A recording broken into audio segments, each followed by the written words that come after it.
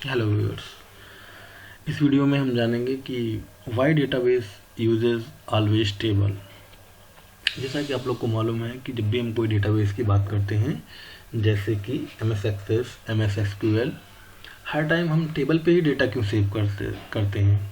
Basically इसके पीछे का लॉजिक ये है कि जब हम टेबल में डेटा सेव करते हैं तो जो डेटा की एक्सेसिंग हो जाती है वो बहुत फास्ट हो जाती है। बेसिकली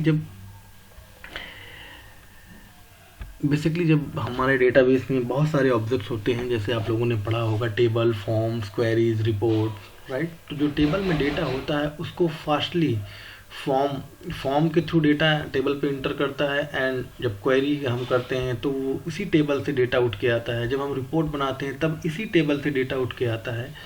तो अगर टेबल की में जो डेटा पड़ा हुआ है वो उसकी एक्सेसिंग फास्ट नहीं होगी, उसको हम जल्दी इजीली एक्सेस नहीं कर पाएंगे, तो ये क्वेरी और रिपोर्ट पॉसिबल नहीं होगा। और इस बेसिकली टेबल में जब हम डेटा सेव करते हैं तो डेटा की एक्सेसिंग बहुत फास्ट हो जाती है। अब चलिए देखते हैं टेबल का स्ट्रक्चर कैसे होता है। बेसिकली जैसे आपके पास कोई एक टेबल होती है, आपके पास होते हैं row and column, means horizontal this horizontal खाने को हम बोलते हैं रोज, एंड वर्टिकल खानों को बोलते हैं कॉलम। और जो वर्टिकल और हॉरिजेंटल खानों को मिलकर ये छोटे छोटे जो खाने बन रहे हैं इनको बोलते हैं सेल। और हर एक सेल का ये होता है एक address.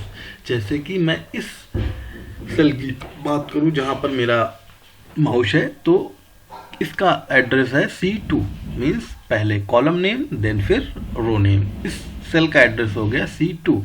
In the same way if you want to